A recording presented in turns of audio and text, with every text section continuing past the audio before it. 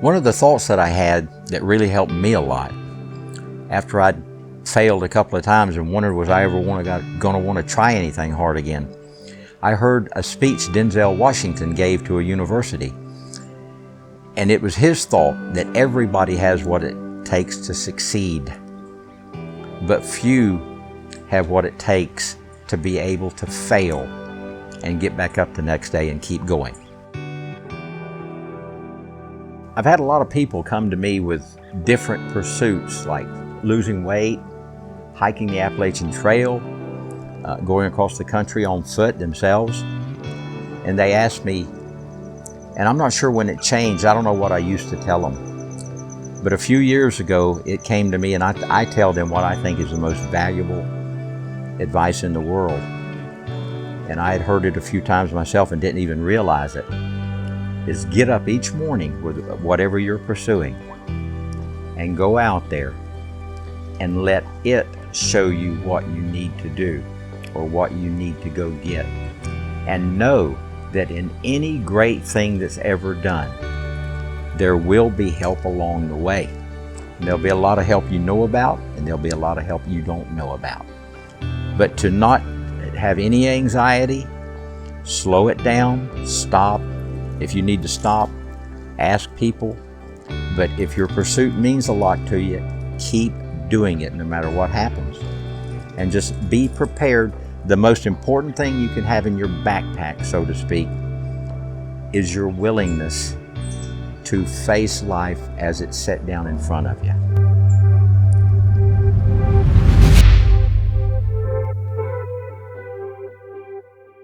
Do you skip the elevator and take the stairs when you can? Why the health not? Here's a guy who says climbing the stairs saved his life in today's Why the Health Not.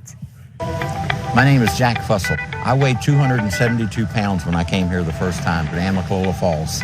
I stood here and looked up there. I wanted to set a goal to run to the top of those falls. I'd been told I might have a year to live if I didn't change my health, and I decided I was going to change it. There's 604 stairs up there.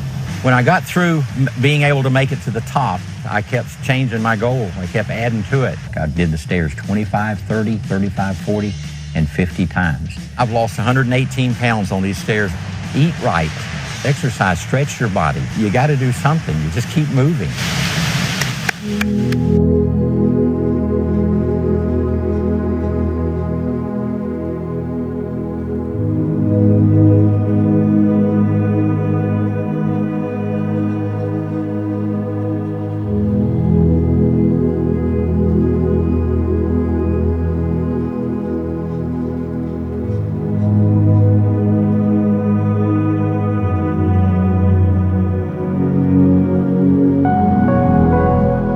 The day I did the stairs the 50 times, they let me come into the park early, and a camera crew came from the state to film part of it. And I would start at the top, go to the bottom, come back to the top. That would be one. I was going for 50 that day. I got down to the bottom on number 47, so I needed to go to the top to get to 48. And I felt so weak and so tired. I was by myself. It was after dark. Everybody else was at the top waiting on me to come back and forth. And I decided to myself, I'm done. I can't do anymore. I'm too weak. And so I knew if I sit there long enough, somebody would come from the top to see about me, and I would tell them, you need to go call the park manager and have them come up from behind me with a gator and pick me up because I'm done.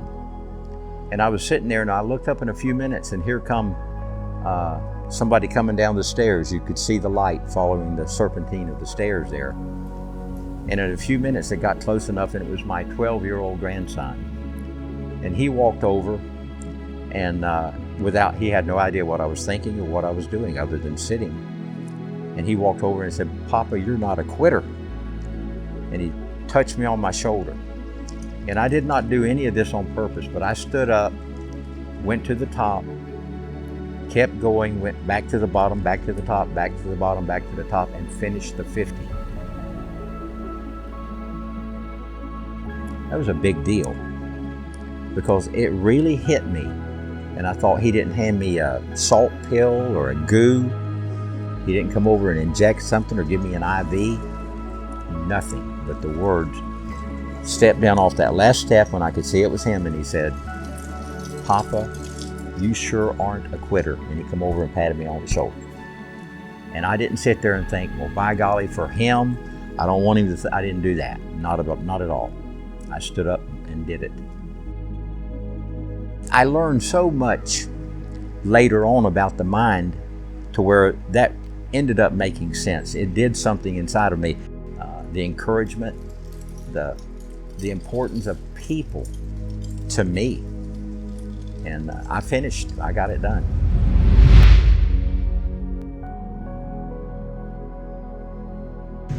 Welcome back. This is Jack Fussell today and about 10 years ago. The Georgia man's former lifestyle of unhealthy eating and too much stress almost killed him. Now 117 pounds lighter, his mission is to walk from coast to coast, raising money to find a cure for Alzheimer's disease.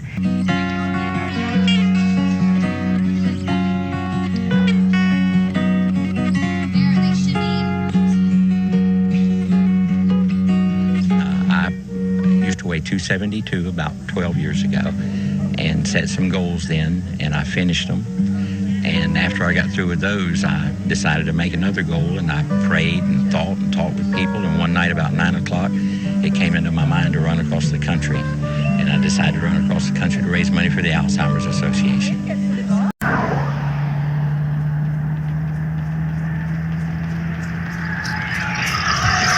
I'm Jack Fussell, and I'm running from Skidaway Island State Park, south of Savannah, all the way to Monterey, California. And I'm doing this to raise money for the Alzheimer's Association and to raise awareness of the Alzheimer's disease. And how did you choose to run to raise awareness and funds for Alzheimer's? My dad died with Alzheimer's, and so did 6 of his brothers and sisters. So 7 out of his family of 12 died with Alzheimer's.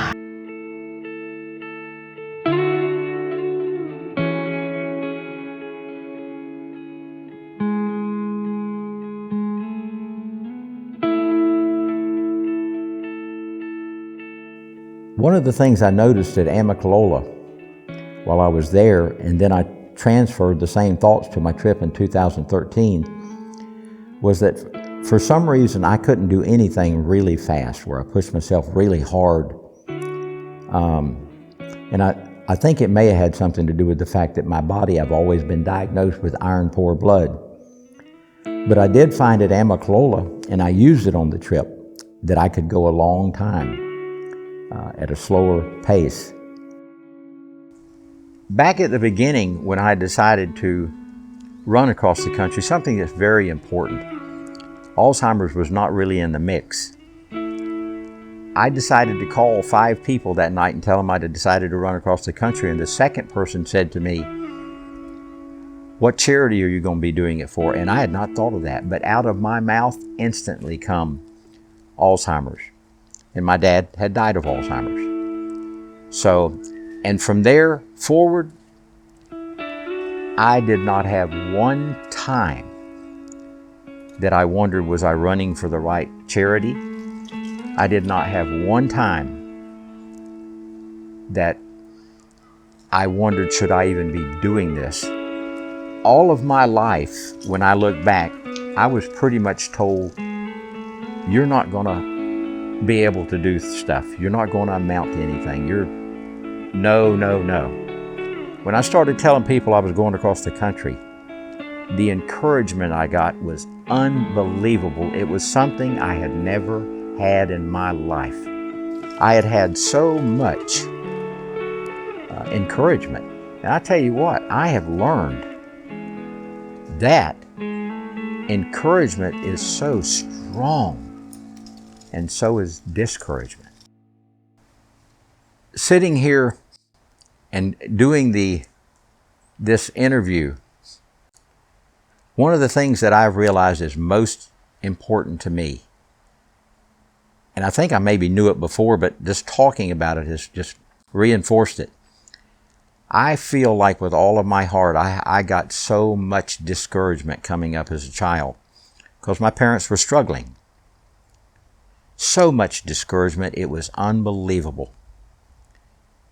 That encouragement, I responded to that, didn't want it to go away, and I realized the importance of it. And then it hit me one day recently. I bet a large majority of humanity is walking around that came up in tough circumstances where their parents were struggling and maybe said a lot of things to them they wish they hadn't, that were discouraging. And so, and I did my kids, I know I did, I can remember them now. But you can stop sometime. If you stop when you're 60, then you're not discouraging the guy that gives you your burger.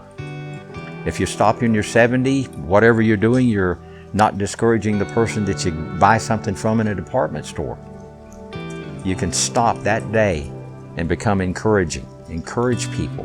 Look at what they're doing and see the good. Look at them and see the beautiful t-shirt they're wearing or the shoes that you like. Something.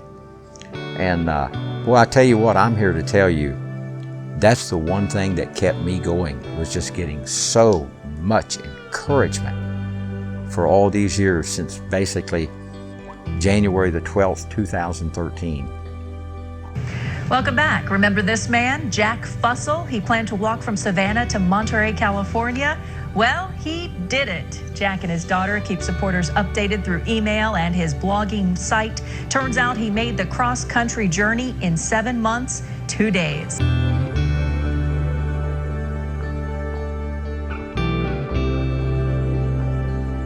There was one time out in New Mexico, and I decided to myself, I'm done, I can't do the rest of it. And I called the Alzheimer's Association in Albuquerque, and they drove 212 miles to pick me up, to take me back, and then I would figure out how to get home from there. They come out and got me. They never said a word. There was 2 of them. They never said a word to me about sorry you're giving up or anything. They were just very kind and gentle. I got back and immediately thought, what in the world am I doing? And I told my daughter and my nephew, he's a pulmonologist, and they both sent me quotes that night, kind of you can do it type quotes. And boy, I got it from there, and I called the Alzheimer's lady and I said, I need somebody to take me back. And she was tickled to death. I'm sure of the fact that my insides, I had a calling to do what I did, and there was no one going to stop me.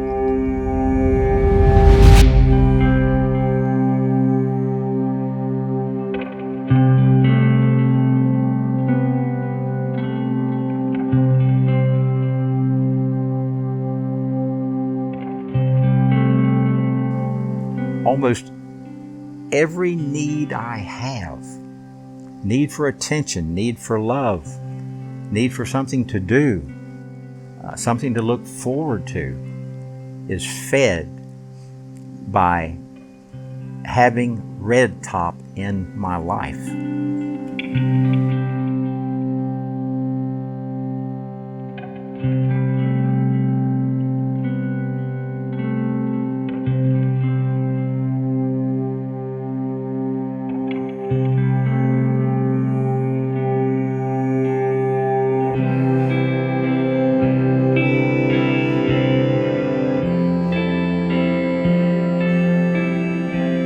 Started coming every day, and then all of a sudden I decided to set a goal to come every day for a month, and I got into the month and realized the momentum I was building was incredible, and the conversations I was having with people, the park staff, just the regular people that come here.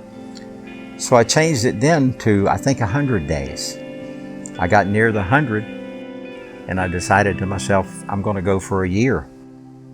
And it was so remarkable because I started here on November the 16th of 2020, and the 365th day would be November the 15th, 2021. And the next day after that and the next day, I wouldn't be allowed in here because they had a hunt. And so goals, some of my goals change and have to change, but I've found out the goal setting just, I don't know, it creates so much momentum inside of me and gives me something to shoot for, something to look forward to every day, every night, every minute. And those goals started back in 2001 when I come out of the hospital, and my first goal was to lose 100 pounds. And basically, in a way, I've always had a goal since then.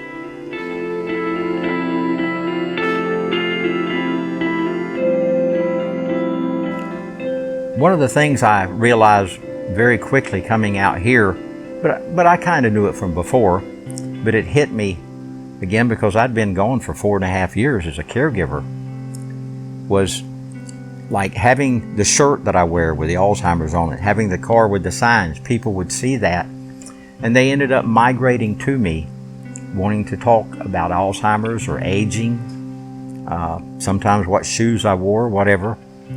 And again, here came people telling me things in their lives that was teaching me. And then every once in a while I would throw out something back to them that someone else had shared with me that helped them with their life. Boy, I tell you what, just for me, I've never found anything that feels as good as doing something that I really believe with all my heart has the possibility of helping someone else with their life, with the things they're going through. To add to that, as an insurance agent, I delivered checks for a while to folks, to the spouse. And also when I went to collect premiums sometimes, I would see both spouses. And boy, I saw people that were hurting so bad. They couldn't walk, they couldn't hardly get up. A lot of them were using scooters. And these were people, some of them in their late 50s and 60s.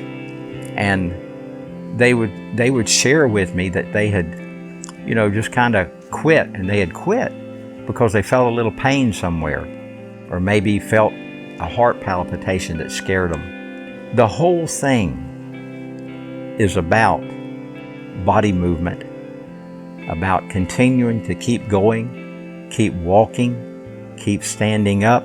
And I found with me, when I get up in the morning and don't feel like doing anything, that's when I really need to get up and go do something if I can. And I do.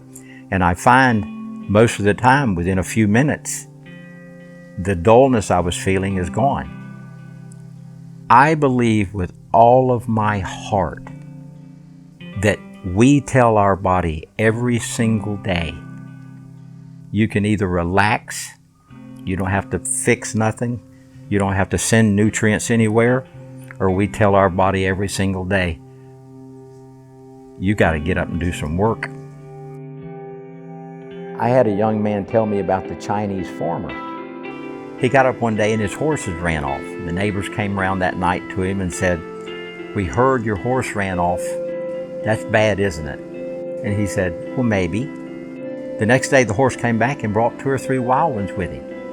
The neighbors came around that night and said, "Wow, you got more horses now than you had. That's good, isn't it?" And again he said, "Maybe." The next day his son was out trying to break one of the horses, and it threw him and it broke his leg in several places. The neighbors came around again and said, "We heard about your son. That's horrible, isn't it?" And he said, "Maybe." The next day the Chinese conscription army came to get his son, and they turned him down permanently because of the breaks in his leg. And the people said to him, "Wow, that's good, isn't it?" And he said, "Maybe." All of that means to me, what that started teaching me, and took me a while, but I got it, is that we can do some things to maneuver our life down different paths and lanes.